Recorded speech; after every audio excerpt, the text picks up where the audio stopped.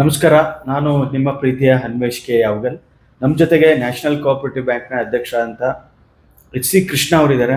ನಮಗೆಲ್ಲ ಗೊತ್ತು, ಸಹಕಾರಿ ಕ್ಷೇತ್ರದಲ್ಲೇ ನ್ಯಾಷನಲ್ ಕೋಆಪರೇಟಿವ್ ಬ್ಯಾಂಕಿಗೆ ತನ್ನದೇ ಆದಂಥ ಒಂದು ಇತಿಹಾಸ ಇದೆ, ದೊಡ್ಡದಾದಂಥ ಹೆಸರಿದೆ.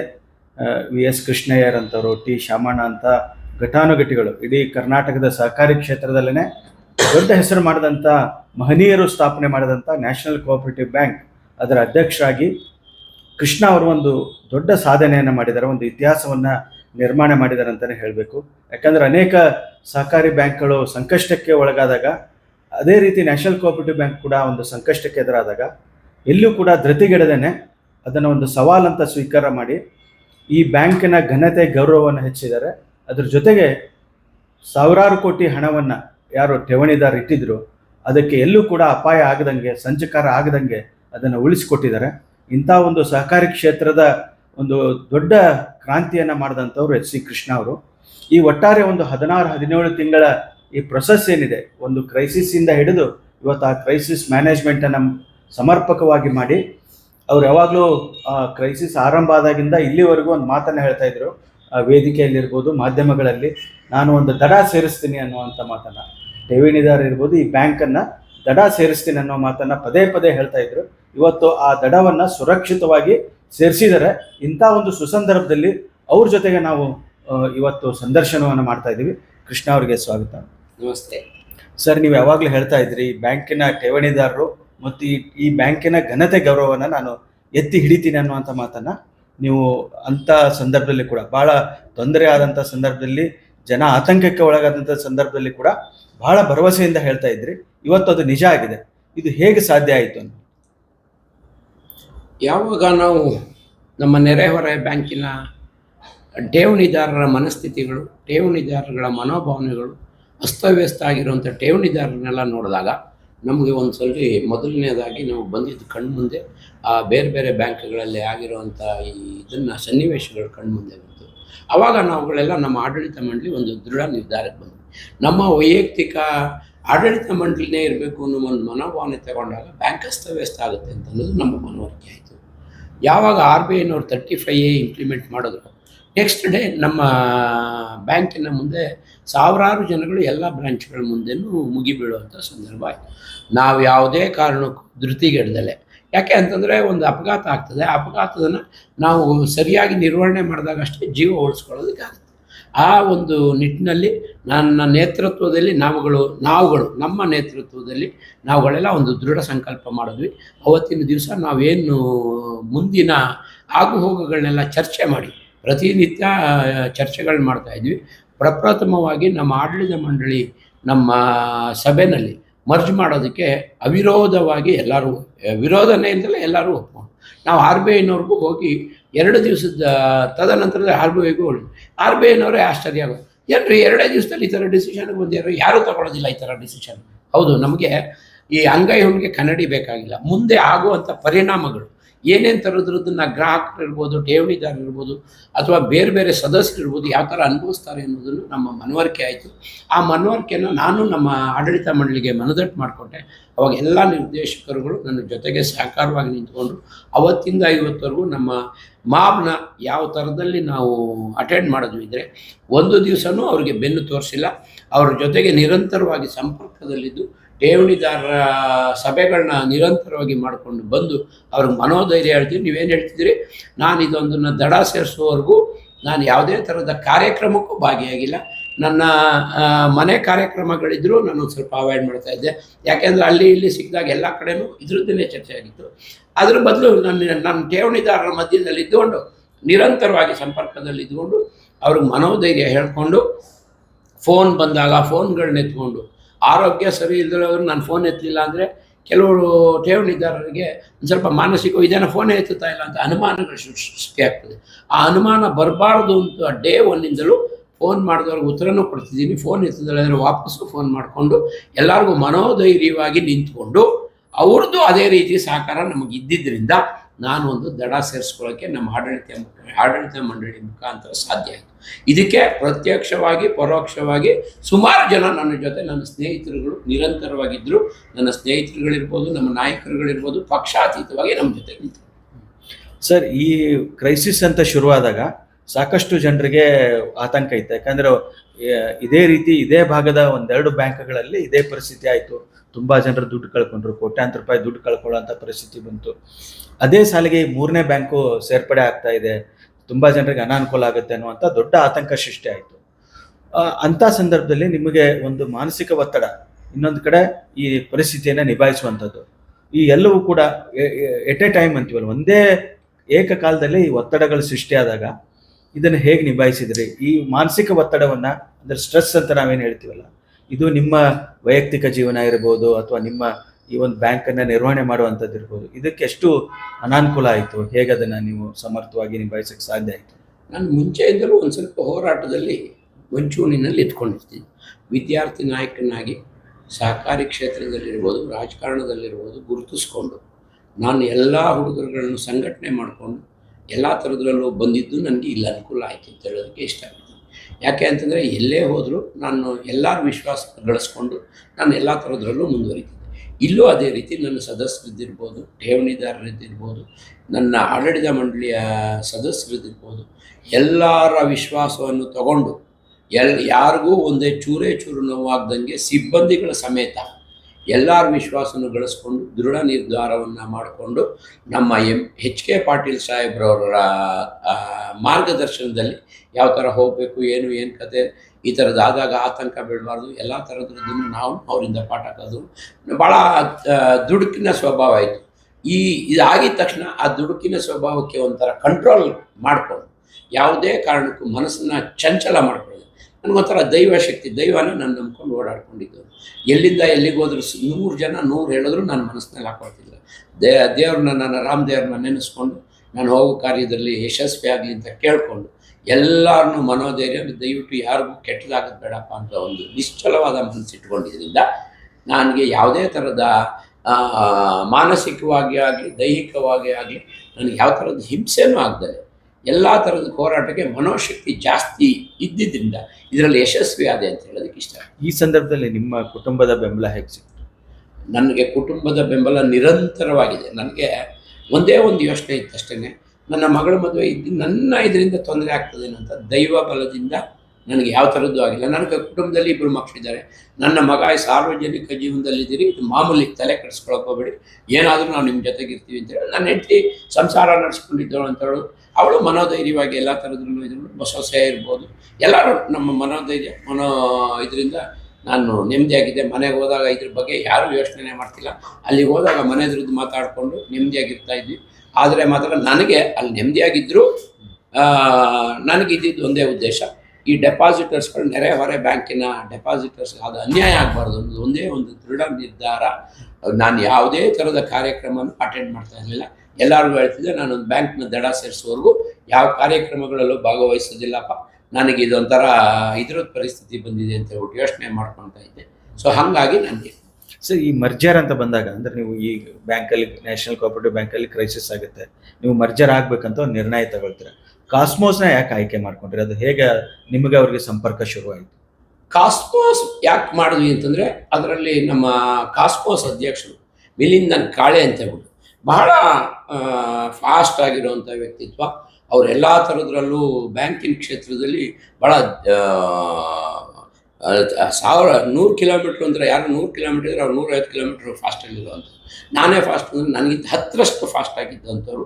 ಆಮೇಲೆ ಎಲ್ಲರೂ ಒಟ್ಟಿಗೆ ತೊಗೊಂಡು ಹೋಗಬೇಕು, ಎಲ್ಲ ಬ್ಯಾಂಕನ್ನು ಚೆನ್ನಾಗಿ ನೋಡ್ಕೊ ಹೋಗ್ತಾರೆ ಅಂತ ಅನ್ನೋ ಒಂದು ಮನೋಭಾವನೆ, ನಮಗೆ ಮನೋಧೈರ್ಯ ಬಂದ ಮೇಲೆ ನಾನು ಅವರ ಜೊತೆಗೆ ಕೈ ಜೋಡಿಸ್ಕೊಂಡು ಆಡಳಿತ ಮಂಡಳಿ ಜೊತೆ ನಿರಂತರವಾಗಿ ಸಂಪರ್ಕದಲ್ಲಿ ಇಟ್ಕೊಂಡು ಅವ್ರೂ ಎಲ್ಲ ಥರದ್ರಲ್ಲೂ ನಮ್ಮ ಜೊತೆಗಿದ್ದರು. ಸೊ ಹಾಗಾಗಿ ನಮ್ಮ ಕಷ್ಟದಲ್ಲಿ ಯಾವಾಗ ಬಂದರೋ ನಾವು ಆ ಕಷ್ಟದಲ್ಲಿದ್ದರು ಅಷ್ಟೇ. ಅವರು ಸುಖಕ್ಕೆ ಬಂದು ನೀವು ಅವನ್ನೆಲ್ಲ ಮಾಡಿ ನಾನು ಮಾಡ್ತೀನಿ ಅಂತ ಹೇಳಿಲ್ಲ. ಅದೇನಾರಾಗಲಿ ನಾವು ನಿಮ್ಮನ್ನು ನಾವು ಜೊತೆಗೆ ತೊಗೊಂಡು ಹೋಗ್ತೀವಿ ಅಂತ ಹೇಳಿದ್ರು. ಅದು ಒಂದೇ ಅವರ ಮನೋಭಾವನೆ ನಮ್ಗೆ ಇಷ್ಟ ಆಗಿ ನಾವು ಅವ್ರ ಜೊತೆ ಹೋಗೋಕ್ಕೆ ಬೇರೆಯವ್ರದ್ದು ಆಲ್ಟರ್ನೇಟ್ ಯೋಚನೆ ಮಾಡಲಿಲ್ಲ. ಇನ್ಯಾರೋ ಬಂದರು ನೀವು ಹಂಗೆ ಮಾಡ್ಬೇಕು ಹಿಂಗೆ ಮಾಡಬೇಕು, ನಾವು ಅದನ್ನು ತಲೆನೂ ಕೆಡಿಸ್ಕೊಳಕ್ಕೆ ಹೋಗಲಿಲ್ಲ. ನಾವೇನು ಯೋಚನೆ ಸರ್, ಈ ನ್ಯಾಷನಲ್ ಕೋಆಪರೇಟಿವ್ ಬ್ಯಾಂಕಿನಲ್ಲಿ ಒಂದು ಸಮಸ್ಯೆ ಎದುರಾದಾಗ ಜನರಿಗೆ ಸಹಜವಾಗಿಯೇ ಬಂದಂಥದ್ದು, ಅದರಲ್ಲೂ ವಿಶೇಷವಾಗಿ ನಮ್ಮ ಬೆಂಗಳೂರು ದಕ್ಷಿಣ ಭಾಗದಲ್ಲೇ 2 ಬ್ಯಾಂಕ್ಗಳು ತೊಂದರೆಗೊಳಗಾಯಿತು. ಅಲ್ಲಿ ಡೆಪಾಸಿಟ್ಸ್ ಆ ಆಡಳಿತ ಮಂಡಳಿ ಮತ್ತು ನ್ಯಾಷನಲ್ ಕೋಆಪರೇಟಿವ್ನ ಆಡಳಿತ ಮಂಡಳಿ ಒಂದೇ ಸಮುದಾಯಕ್ಕೆ ಸೇರಿದವರು ಅನ್ನುವಂಥದ್ದು ಒಂದು ಚರ್ಚೆ ಬಂತು. ಆಮೇಲೆ ಸಹಕಾರಿ ಕ್ಷೇತ್ರದಲ್ಲೇ ಒಂದು ಕ್ರೈಸಿಸ್ ಆಗ್ತಾ ಇದೆ, ಕೋಆಪರೇಟಿವ್ ಬ್ಯಾಂಕ್ಗಳು ತಮ್ಮ ವಿಶ್ವಾಸಾರ್ಹತೆಯನ್ನು, ಕ್ರೆಡಿಬಿಲಿಟಿಯನ್ನು ಕಳ್ಕೊಳ್ತಾ ಇದ್ದಾವೆ. ಇಲ್ಲಿ ಒಂದು ಸಹಕಾರಿ ರಂಗದ ಘನತೆ, ಗೌರವ, ಅದರ ವಿಶ್ವಾಸಾರ್ಹತೆಯನ್ನು ಉಳಿಸುವಂಥದ್ದು, ಅದ್ರ ಜೊತೆಗೆ ಒಂದು ಸಮುದಾಯದ ಗೌರವವನ್ನು ಉಳಿಸುವಂಥ ಜವಾಬ್ದಾರಿ ನಿಮ್ಮ ಮೇಲಿತ್ತು. ಇವತ್ತು ಆ ಎರಡನ್ನೂ ಕೂಡ ಉಳಿಸಿದಿರ. ನಿಮ್ಗೆ ಇದೇ ಸಂದರ್ಭದಲ್ಲಿ ಸಹಕಾರಿ ರತ್ನ ಪ್ರಶಸ್ತಿ ಕೂಡ ಬರುತ್ತೆ. ಈ ಎಲ್ಲವನ್ನ ನೆನೆಸ್ಕೊಂಡಾಗ ನಿಮ್ಗೆ ಏನ್ ಅನ್ಸುತ್ತೆ? ಇದರ ಸಾರ್ವಜನಿಕ ಜೀವನದಲ್ಲಿ ಏನೋ ಒಂದು ಸಾಧನೆ ಮಾಡಿದೆ ಅಂತ ಒಂದು ಮನೋಭಾವನೆ ಇರ್ತದೆ ನನಗೆ. ಅದಕ್ಕಿಂತಲೂ ಹೆಚ್ಚಿಗೆ ಈ ನೆರೆಹೊರೆ ಬ್ಯಾಂಕ್ಗಳಲ್ಲಿ ಆಗಿರುವಂಥ ಒಂದು ಕಹಿ ಘಟನೆಗಳನ್ನ ನಾನು ಮನಸ್ಸಿನಲ್ಲೇ ಇಟ್ಕೊಂಡು, ಆ ಥರ ಕಹಿ ಘಟನೆ ನನ್ನ ಬ್ಯಾಂಕಿಗೆ ಹೆಸರಿಗೆ, ನಮ್ಮ ಹಿರಿಯರು ಕಟ್ಟಿರುವಂಥ ಬ್ಯಾಂಕಿಗೆ ಬರಬಾರ್ದು ಅನ್ನೋ ದೃಷ್ಟಿಯಲ್ಲಿ ನಮ್ಮ ಕೃಷ್ಣ 6ನೇ ತಾರೀಕು ಜನ್ಮ ಇದ್ರದ್ದು ಅವತ್ತಿನ ದಿವಸ ಇದನ್ನು ನಾವು ಸಾರ್ವಜನಿಕವಾಗಿ ಅವ್ರ ಹೆಸರಿಗೆ ಚ್ಯುತಿ ಬರದಲ್ಲೇ ಇರೋಂಗೆ ಕೃಷ್ಣಯ್ಯರ್ ಇರ್ಬೋದು, TR ಶಾಮಣ್ಣ ಇರ್ಬೋದು, ಆಮೇಲೆ ನಮ್ಮ ಇದಕ್ಕೆ ಪ್ರಮುಖವಾಗಿ ಪಿಲ್ಲರ್ ಕೇಶಮೂರ್ತಿ ಅವ್ರಿಗಿರ್ಬೋದು, ಅವ್ರಿಗೆ ಯಾವುದೇ ಥರದ ಚ್ಯುತಿ ಬರದಲ್ಲೇ ಇರುವಂಥ ಒಂದು ಇದನ್ನು ನಿರ್ದಾಕ್ಷಿಣ್ಯವಾದ ಕ್ರಮವನ್ನು ತಗೊಂಡು ನಾವು ಇದ್ರ ಜೊತೆಗೆ ಹೋಗಿ ನಮಗೆ ಎಲ್ಲರ ಸಹಕಾರನೂ ಸಿಕ್ಕಿದ್ರಿಂದ ನನಗೆ ಸಹಕಾರಿ ರತ್ನ ಸಿಗೋದಕ್ಕಿಂತ ಹೆಚ್ಚಿಗೆ ಇದನ್ನು ದಡ ಸೇರಿಸಿರದೆ ನನಗೊಂದು ಇನ್ನೂ ದೊಡ್ಡ ರತ್ನ ಸಿಕ್ಕಿದಂಗೆ ಆಗಿದೆ ಅಂತ ಯೋಚನೆ. ಸರ್, ಈಗ 6ನೇ ತಾರೀಕಿಂದ ಈ ನ್ಯಾಷನಲ್ ಕೋಆಪರೇಟಿವ್ ಬ್ಯಾಂಕ್ ಆಡಳಿತ ಮಂಡಳಿಯಲ್ಲಿ ನೀವು ಇರೋದಿಲ್ಲ. ಆದ್ರೆ ಮುಂದೆ ಏನು ಮಾಡ್ಬೇಕು ಅಂದ್ಕೊಂಡಿದ್ದೀರಾ? ನೀವು ಬಹಳ ಸಾರ್ವಜನಿಕವಾಗಿ ಬಹಳ ಆ್ಯಕ್ಟಿವ್ ಆಗಿರುವಂಥವ್ರು, ಬೇರೆ ಬೇರೆ ಕ್ಷೇತ್ರಗಳಲ್ಲಿ ಹೋರಾಟ ಮಾಡ್ಕೊಂಬಂದಂಥವ್ರು. ನಿಮ್ಮ ಮುಂದಿನ ಜೀವನ ಹೇಗಿರುತ್ತೆ? ಈ ಬ್ಯಾಂಕಿಂಗ್ ಕ್ಷೇತ್ರದಲ್ಲೇ ಮುಂದುವರಿಬೇಕಂತಿದೆಯಾ? ಹೊಸ ಆಲೋಚನೆಗಳೇನಿದೆ? ನನಗೆ ವಿಶಾಲವಾಗಿದೆ ಜೀವನ. ನನಗೆ ತೊಡಗಿಸ್ಕೊಳ್ಳೋಕ್ಕೆ ಬೇರೆ ಬೇರೆ ಕೆಲಸ ಕಾರ್ಯಗಳಿದೆ. ನನಗೆ ರಾಜಕಾರಣದಲ್ಲೂ ಇದ್ದವನು. ಇದುವರೆಗೂ 5 ವರ್ಷ ಸಕ್ರಿಯವಾಗಿ ತೊಡಗಿಸ್ಕೊಂಡಿರಲಿ. ಇವಾಗ ಅದರಿಂದ ಬೇರೆ ಬೇರೆ ಥರದಲ್ಲಿ ಮುಂದುವರಿಯೋದಕ್ಕೆ ನನಗೇನು ಅವಕಾಶಗಳು ಕಮ್ಮಿ ಇಲ್ಲ, ಜಾಸ್ತಿ ಇದೆ. ಸಕ್ರಿಯವಾಗಿರೋದಕ್ಕೆ ಅಷ್ಟೇ. ಸೊ ಇಲ್ಲಿ ಒಂದು ಕಡೆ ಡೆಪಾಸಿಟರ್ಸ್, ಒಂದು ಕಡೆ ಗ್ರಾಹಕರು, ಇನ್ನೊಂದು ಕಡೆ ಸ್ಟಾಫ್ ಕೂಡ, ಇಲ್ಲಿದ್ದಂಥ ನ್ಯಾಷನಲ್ ಕೋಆಪರೇಟಿವ್ ಬ್ಯಾಂಕ್ನ ಸ್ಟಾಫ್ ಕೂಡ ಹಾಗೆ ಉಳಿತಾ ಇದ್ದಾರೆ. ಆದರೆ ಆಡಳಿತ ಮಂಡಳಿ ಕೂಡ ಈ ಉಳಿದಿದ್ರೆ ಚೆನ್ನಾಗಿರ್ತಿತ್ತು, ಅವರು ಕೂಡ ಮುಂದುವರಿಯುವಂಥ ಅವಕಾಶಗಳು ಏನಾದರೂ ಇತ್ತಾ, ಅಥವಾ ಅದು ಬಿಡಲೇಬೇಕಾದ ಅನಿವಾರ್ಯತೆ ಇತ್ತ? ಅಲ್ಲ, ಒಂದು ಪಡ್ಕೊಳ್ಬೇಕು ಅಂತಂದರೆ ನಾವು ಒಂದು ಕಳ್ಕೊಳ್ಬೇಕಾಗ್ತದೆ. ನಾವೊಂದು 10% ಕಳ್ಕೊಂಡ್ರೆ 90% ಭಾಗಕ್ಕೆ ಜನಕ್ಕೆ ಅನುಕೂಲ ಆಗುತ್ತೆ ಅನ್ನೋಂಗಿದ್ರೆ ನಾವು ಯಾಕೆ 10% ಕಳ್ಕೊಳ್ಳೋಕೆ ಯೋಚನೆ ಮಾಡಬಾರ್ದು? ನಮ್ಮ ತ್ಯಾಗ ಬಲಿದಾನದಿಂದ ನಮ್ಮ ದೇಶಕ್ಕೆ ಸ್ವಾತಂತ್ರ್ಯ ಬಂತು. ನಮ್ಮ ತ್ಯಾಗದಿಂದ ಬ್ಯಾಂಕ್ ಉಳಿತದೆ, ಸಿಬ್ಬಂದಿಗಳು ಉಳಿತಾರೆ, ಠೇವಣಿದಾರರುಗಳ ಮಾನಸಿಕವಾಗಿ ನೆಮ್ಮದಿ ಪಡಿತಾರೆ. ಅಂದರೆ ನಾವು ಯಾಕೆ ಬಲಿದಾನ ಕೊಡೋದು? ಹಾಗಾಗಿ ನಮ್ಮ 10 ಜನದ ಹಿತಕ್ಕಿಂತಲೂ 100 ಜನ 1000 ಜನದ ಹಿತ ಮುಖ್ಯ ಅನ್ನೋ ದೃಷ್ಟಿಯಿಂದ ನಮ್ಮ ಆಡಳಿತ ಮಂಡಳಿನ ತ್ಯಾಗ ಮಾಡ್ತಾ ಇದ್ದೀವಿ. ಸರಿ ಸರ್, ಈಗ 6ನೇ ತಾರೀಕಿನ ನಂತರ ಗ್ರಾಹಕರಿಗೆ ಏನೆಲ್ಲ ಅನುಕೂಲತೆಗಳಿರುತ್ತೆ, ಅವ್ರಿಗೆಲ್ಲ ಏನು ಸೌಲಭ್ಯಗಳಿರುತ್ತೆ, ಮತ್ತು ಅವರು ಯಾವ ರೀತಿಯ ಒಂದು ಟ್ರಾನ್ಸಾಕ್ಷನ್ಸ್ ಎಲ್ಲ ವ್ಯವಹಾರಗಳನ್ನು? ನಮ್ಮ ನ್ಯಾಷನಲ್ ಕೋಆಪರೇಟಿವ್ ಬ್ಯಾಂಕ್ನಲ್ಲಿದ್ದಾಗ ಅವಕಾಶಗಳು ಭಾಳ ಕಮ್ಮಿ ಇತ್ತು. ಈಗ ಕಾಸ್ಮೋಸ್ ಬ್ಯಾಂಕ್ ಹೋದಾಗ ಅವಕಾಶಗಳು ಜಾಸ್ತಿ ಇರ್ತದೆ. ಯಾರ್ಯಾರು ಎಸ್ಟಾಬ್ಲಿಷ್ ಮಾಡೋದಕ್ಕೆ ಶಕ್ತಿ ಇದೆಯೋ ಅವ್ರಿಗೆ ಅನುಗುಣವಾಗಿ ಆ ಬ್ಯಾಂಕು ಸಹಕಾರ ಕೊಡ್ತದೆ. ಸೊ ಹಾಗಾಗಿ ನಮ್ಮ ಮನೆಯ ಹೆಣ್ಣು ಮಗಳನ್ನ ಒಳ್ಳೆ ಮನೆತನದ ಕೊಟ್ಟಿದ್ದೀವಿ ಅನ್ನೋದನ್ನು ಹೆಮ್ಮೆ ಆಗ್ತದೆ. ಅಲ್ಲಿ ಇನ್ನೂ ಚೆನ್ನಾಗಿ ಹೆಸರು ಖ್ಯಾತಿ ಬರ್ತದೆ ಅಂತ ಹೇಳ್ಕೊಂಡು ನನ್ನ ಅನಿಸಿಕೆ. ಸೊ ಹಾಗಾಗಿ ನಮಗೆ ಕಾಸ್ಮೋಸ್ ಬ್ಯಾಂಕ್ ನಮ್ಮ ಕಣ್ಣೆದುರುಗಡೆ ಬೆಳೀತಾ ಇದ್ರು, ನಮ್ಮ ಮನೆ ಹೆಣ್ಣುಮಗಳು ಚೆನ್ನಾಗಿ ಪ್ರಜ್ವಲಿಸ್ತಿದ್ದಾಳೆ ಅಂತ ನಮ್ಮ ಮನೋಭಾವನೆ ಬರ್ತದೆ. ಇದರಲ್ಲಿ ಯಾವುದೇ ಥರದ ಮುಜುಗರ ಆಗಲಿ, ಇನ್ಯಾವ ಥರದ ವಾತಾವರಣ ಆಗಲಿ ನನಗೆ ಇನ್ನು ಮುಂದೆ ಇಲ್ಲ. ನನಗೆ ನಮ್ಮ ಕಣ್ಣು ಮುಂದೆ ನಮ್ಮ ಬ್ಯಾಂಕ್ ಇನ್ನು ಬೆಳೆದಿದೆ ಅನ್ನೋದಕ್ಕೆ ಹೆಮ್ಮೆ. ಹೇಳ್ತಾರೆ ಇದರಲ್ಲಿ ಕೆಲವರು ಜೊತೆಯಲ್ಲಿ ಹಿತಶತ್ರುಗಳು ಅಂತಿರ್ತಾರೆ, ಅಯ್ಯೋ ಬ್ಯಾಂಕ್ ಹೆಚ್ಚು ಕಮ್ಮಿ ಮಾಡಿಬಿಟ್ರು ಹಂಗೆ. ಆದರೆ ಮೇಲ್ಗಡೆ ಇರೋನೊಬ್ಬ ನೋಡ್ತಿರ್ತಾನೆ, ನಮಗಿಂತಲೂ ಹೆಚ್ಚಿಗೆ ಇವ್ರು ಏನು ಮಾಡ್ತಿದ್ದಾನೆ ಅನ್ನೋದನ್ನು ನಮ್ಮ ಮೇಲ್ಗಡೆ ಇರೋವಂಥ ನೋಡ್ತಾ ಇರ್ತಾರೆ. ಇವ್ರು ಮಾಡ್ತಿರೋದು ಸರಿ ತಪ್ಪು ಲೆಕ್ಕಾಚಾರ ಅವ್ರು ಹಾಕ್ತಿರ್ತಾರೆ. ನಾನು ಸರಿ ಇದ್ದರೆ ನಾನು ನೆಮ್ಮದಿಯಾಗಿರ್ತೀನಿ, ಸರಿ ಇಲ್ಲ ಅಂದರೆ ಮಾನಸಿಕವಾಗಿ ಕ್ಷೋಭೆಗೊಳ್ಳ. ಕೊನೆಯದಾಗಿ ಸರ್, ಈಗ ಕಾಸ್ಮೋಸ್ ಬ್ಯಾಂಕು ಮತ್ತು ಇದೆರಡು ವಿಲೀನ ಆಗುವಂಥ ಸಂದರ್ಭದಲ್ಲಿ ನಿಮಗೇನು ಅನಿಸುತ್ತೆ? ಬೇರೆ ಒಂದು ಈ ಸಹಕಾರಿ ಕ್ಷೇತ್ರದಲ್ಲಿ ಅದರಲ್ಲೂ ಸಣ್ಣ ಸಣ್ಣ ಬ್ಯಾಂಕ್ಗಳೇ ಇರುವಂಥದ್ದು ತುಂಬ ಕ್ರೈಸಿಸ್ ಆಗ್ತಾ ಇದೆ. ಅದಕ್ಕೆ ಕೋಆಪರೇಟಿವ್ ಒಂದು ಇಲಾಖೆ ಏನಿದೆ, ರಾಜ್ಯ ಸರ್ಕಾರದ ಅಡಿಯಲ್ಲಿ ಬರುವಂಥ ಸಹಕಾರಿ ಇಲಾಖೆನೂ ಕೂಡ ರೆಗ್ಯುಲೇಟ್ ಮಾಡ್ತಾ ಇದೆ. ಇನ್ನೊಂದು ಕಡೆ ರಿಸರ್ವ್ ಬ್ಯಾಂಕ್ ಕೂಡ ಈ ಸಹಕಾರಿ ಬ್ಯಾಂಕ್ಗಳನ್ನು ರೆಗ್ಯುಲೇಟ್ ಮಾಡ್ತಾ ಇದೆ. ಈ ಎರಡರ ಮಧ್ಯೆ ಎಲ್ಲ ಒಂದು ಕಡೆ ಇವತ್ತು ಕೋಆಪರೇಟಿವ್ ಬ್ಯಾಂಕ್ಗಳನ್ನು ನಡೆಸೋದೇ ಕಷ್ಟ ಆಗ್ತಾ ಇದೆ ಅನ್ನೋಂಥ ಒಂದು ವಾತಾವರಣ ಇದೆ. ಹೀಗಾಗಿ ಬೇರೆ ಒಂದು ಕೋಆಪರೇಟಿವ್ ಬ್ಯಾಂಕ್ಗಳಿಗೆ ನೀವು ಏನು ಒಂದು ಕಿವಿ ಮಾತನ್ನು ಹೇಳೋದಕ್ಕೆ ಇಷ್ಟಪಡ್ತೀರಿ ನಿಮ್ಮ ಅನುಭವದ ಹಿನ್ನೆಲೆ? ಪಾಪ ಸಹಕಾರಿ ಕ್ಷೇತ್ರ ಸುಮಾರು 50-60 ವರ್ಷ 70 ವರ್ಷ 100 ವರ್ಷದಿಂದ ಇದು ಅವಶ್ಯಕತೆ ಅನಿವಾರ್ಯ ಐತಿ ಈ ಬ್ಯಾಂಕ್. ಅವತ್ತಿನ ದಿವಸ ಕಟ್ಟಿ ಬೆಳೆಸಿದವರು ಅವಾಗ ಯಾವುದೇ ಥರದ ಒಂದು ಮುಲಾಜಿಗೆ ಒಳಗಾಗದಲ್ಲೇ ಬಡವರುಗಳ ಬಗ್ಗೆ ಮಾತ್ರ ಗಮನ ಇಟ್ಟಿದ್ರು. ನಿಮಗೆ ಗೊತ್ತಿದೆ ಇವತ್ತಿನ ಪ್ರಪಂಚ ಯಾವ ಥರ ಇದೆ ಅಂದರೆ ದುಡ್ಡಿಗೆ ಬೆಲೆ ಕೊಡುವಂಥ ಪ್ರಪಂಚ ಇರುವಂಥದ್ದು. ನಮಗೆ ಸವಲತ್ತುಗಳನ್ನ ಯಾರು ಹೆಚ್ಚಿಗೆ ಕೊಡ್ತಾರೋ ಹಳಬ್ರನ್ನ ಮಾಡ್ತಾ ಹೋಗ್ತಾರೆ. ಇವಾಗ ನಮ್ಮ ತಂದೆ ತಾಯಿಗಳು ನಮ್ಮನ್ನು ಬೆಳೆಸ್ತಾರೆ ಅಥವಾ ಇನ್ನೊಂದು ಮಾಡ್ತಾರೆ, ನಮ್ಗೆ ಅಲ್ಲಿಗೆ ಮಾತ್ರ ಸೀಮಿತವಾಗಿರ್ತೀವಿ. ತದನಂತರದಲ್ಲಿ ನಾವು ಬೆಳೆದಿದ್ದ ತಕ್ಷಣ ಜಾಸ್ತಿ ಬೆಳೆದಿದ್ದ ತಕ್ಷಣ ನಮ್ಮ ತಂದೆ ತಾಯಿನೇ ಮರೆಯುವಂಥ ಕಾಲದಲ್ಲಿ ಸೊ ಹಂಗಾಗಿ ನಮ್ಮ ಬ್ಯಾಂಕು ಭಾಳ ವರ್ಷಗಳಿಂದ ಸುಮಾರು ಸಾವಿರಾರು ಜನ ಲಕ್ಷಾಂತರ ಜನಗಳಿಗೆ ದಾರಿದೀಪ ಆಗಿತ್ತು. ಇವತ್ತಿನ ದಿವಸ ಅದು ಹೆಚ್ಚು ಕಮ್ಮಿ ಆದಾಗ ಅದನ್ನೆಲ್ಲ ಹೆಸರು ಕೆಡಬಾರ್ದು ಅನ್ನೋ ದೃಷ್ಟಿಯಿಂದ ಲಕ್ಷಾಂತರ ಜನ ಇದ್ದಿದ್ದು 10 ಲಕ್ಷ 100 ಲಕ್ಷ ಆಗಿ ಇನ್ನೂ ಹೆಚ್ಚಿನ ರೀತಿಯಲ್ಲಿ ನಮ್ಮ ಬ್ಯಾಂಕಿನ ಇದರಿಂದ ಡಿಜಿಟಲ್ ಇವತ್ತಿನ ದಿವಸ ಡಿಜಿಟಲ್ ಯುಗ. ಈಗಾಗಲೇ ನಮ್ಮ ಕಾಸ್ಮಸ್ ಬ್ಯಾಂಕ್ನಲ್ಲಿ ಇಂಟರ್ನೆಟ್ ಬ್ಯಾಂಕಿಂಗ್ ಇದೆ, ಮೊಬೈಲ್ ಬ್ಯಾಂಕಿಂಗ್ ಇದೆ, ವಾಟ್ಸಪ್ ಬ್ಯಾಂಕಿಂಗ್ ಇದೆ. ಇದೆಲ್ಲ ಥರದ್ರದ್ದೂ ಸಾರ್ವಜನಿಕ ನಿಧಿ ನಿರ್ವಹಣಾ ವ್ಯವಸ್ಥೆ ಇದೆ. ಎಲ್ಲ ಥರದ್ರದ್ದೂ ಇರಬೇಕಾದ್ರೆ RuPay card, Visa card, debit card ಇವೆಲ್ಲ ಇರಬೇಕಾದ್ರೆ ಜನಗಳು ಇದನ್ನು ಹೆಚ್ಚಿಗೆ ರೀತಿಯಲ್ಲಿ ಆಕರ್ಷಿತರಾಗ್ತಾರೆ. ಯುವ ಜನಾಂಗ ಅದರಲ್ಲೂ ಏನು ಇವತ್ತು 50-60 ವರ್ಷ 70 ವರ್ಷದ ನಮ್ಮ ಸದಸ್ಯರುಗಳಿದ್ದಾರೆ, ಅವ್ರುಗಳೆಲ್ಲ ಇವನ್ನೆಲ್ಲ ನೋಡಿರೋದಿಲ್ಲ, ಅವ್ರಿಗೆ ಅನುಭವನೂ ಇರೋದಿಲ್ಲ. ಇವತ್ತಿನ ಯುವ ಜನಾಂಗಕ್ಕೆ ಏನೇನು ಬೇಕಾಗಿದೆಯೋ ಈ ಕಾಸ್ಮೋಸ್ ಬ್ಯಾಂಕ್ ನಮ್ಮ ಇದರಿಂದ ಎಲ್ಲದನ್ನು ಕೊಡ್ತದೆ. ಯುವ ಜನಾಂಗನೂ ಆಕರ್ಷಿತರಾಗುತ್ತೆ. ನಾವೇ ಇದ್ದಿದ್ರೆ ನಮ್ಮ ಯುವ ಜನಾಂಗನ ಆಕರ್ಷಣೆ ಮಾಡೋಕ್ಕಾಗ್ತಾ ಇರಲಿಲ್ಲ ಇರೋ ವಿಷಯ. ಅದಕ್ಕೆ 100 ಕೋಟಿ ಬಳಸಬೇಕಾಗೋದು, ಅದು ನಮಗೆ ಪರ್ಮಿಷನ್ ಹಾಕ್ತೂ ಇರಲಿಲ್ಲ. ಸೊ ಆ ದೃಷ್ಟಿಯಿಂದ ನಮ್ಮಿಂದ ಆಗ್ದಲೇ ಇರುವಂಥ ಕೆಲಸನ ಕಾಸ್ಮೋಸ್ನವ್ರು ಮಾಡ್ತಿದ್ದಾರೆ ಅನ್ನೋದನ್ನು ಖುಷಿ ಕೊಂಡ್ಕೊಂಡು ಎಲ್ಲ ಗ್ರಾಹಕರುಗಳು ಅವ್ರ ಜೊತೆಗೆ ಇನ್ನೂ ಹೆಚ್ಚಿನ ರೀತಿಯಲ್ಲಿ ಸಹಕಾರ ಕೊಡಲಿ ಅಂತ ಹೇಳೋದು ಉದ್ದೇಶ. ಥ್ಯಾಂಕ್ ಯು ಸರ್, ಧನ್ಯವಾದಗಳು. ಇದು ಎಚ್ ಸಿ ಕೃಷ್ಣ ಅವ್ರ ಮಾತು. ಇವತ್ತು ನ್ಯಾಷನಲ್ ಕೋಆಪರೇಟಿವ್ ಬ್ಯಾಂಕ್ ಹಾಗೂ ಕಾಸ್ಮೋಸ್ ಬ್ಯಾಂಕ್ ವಿಲೀನ ಆಗುವಂಥ ಕಾಲ ಸನ್ನಿಹಿತ ಆಗಿದೆ. ಎಲ್ಲ ಗ್ರಾಹಕರಿಗೂ ಕೂಡ ಎಲ್ಲ ಸೌಲಭ್ಯಗಳು ಮುಂದುವರಿಯುತ್ತೆ. ಅದ್ರ ಜೊತೆಗೆ ಒಂದು ಧನ್ಯತಾ ಭಾವ ಅಂತ ನಾವೇನು ಕರಿತೀವಿ, ಎಲ್ಲೂ ಕೂಡ ಠೇವಣಿದಾರರಿಗೆ ಅನ್ಯಾಯ ಆಗದ ರೀತಿಯಲ್ಲಿ ಸಾಕಷ್ಟು ಮಾನಸಿಕ ತುಮುಲ ಮತ್ತು ಒತ್ತಡಗಳು, ಬಾಹ್ಯ ಒತ್ತಡಗಳು ಮತ್ತು ಆಂತರಿಕ ಒತ್ತಡ ಇವೆಲ್ಲವನ್ನೇ ಎದುರಿಸಿ ಒಂದು ದಡ ಸೇರಿಸಿದಂಥ ಧನ್ಯತಾ ಭಾವ ಇವತ್ತು ಎಚ್ ಸಿ ಕೃಷ್ಣ ಮತ್ತು ಅವ್ರ ತಂಡಕ್ಕೆ ಇವತ್ತು ಆಗಿರುವಂಥದ್ದು. ಮುಂದೆ ಈ ಬ್ಯಾಂಕ್ ಇನ್ನೂ ಪ್ರವರ್ಧಮಾನಕ್ಕೆ ಬರುತ್ತೆ. ಆಧುನಿಕ ತಂತ್ರಜ್ಞಾನವನ್ನು ಬಳಸಿ ಉತ್ತಮ ಸೌಲಭ್ಯವನ್ನು ಠೇವಣಿದಾರರಿಗೆ, ಗ್ರಾಹಕರಿಗೆ ಕೊಡೋದರ ಮೂಲಕ ಏನು ಈ ಬ್ಯಾಂಕನ್ನು ಸ್ಥಾಪನೆ ಮಾಡಿದ್ರು ಅವರ ಆತ್ಮಗಳು ಕೂಡ ಸಂತೃಪ್ತಿ ಪಡುವ ರೀತಿಯಲ್ಲಿ ಈ ಬ್ಯಾಂಕ್ ಮುಂದುವರಿಯುತ್ತೆ ಅನ್ನುವಂಥ ಒಂದು ವಿಶ್ವಾಸವನ್ನು ಇಟ್ಕೊಂಡು ಈ ವಿಲೀನ ಪ್ರಕ್ರಿಯೆಯನ್ನು ಈಗ ಪೂರ್ಣಗೊಳಿಸ್ತಾ ಇದ್ದಾರೆ. ಈ ಬ್ಯಾಂಕ್ನ ಗ್ರಾಹಕರು ಆದಷ್ಟು ಇದರ ತಮ್ಮ ಸೇವೆಯನ್ನು ಮುಂದುವರಿಸಬೇಕು, ತಮ್ಮ ವ್ಯವಹಾರವನ್ನು ಈ ಬ್ಯಾಂಕ್ನ ಮುಂದುವರಿಸಬೇಕನ್ನುವಂಥ ಮಾತನ್ನು ಕೂಡ ಹೇಳಿದ್ದಾರೆ.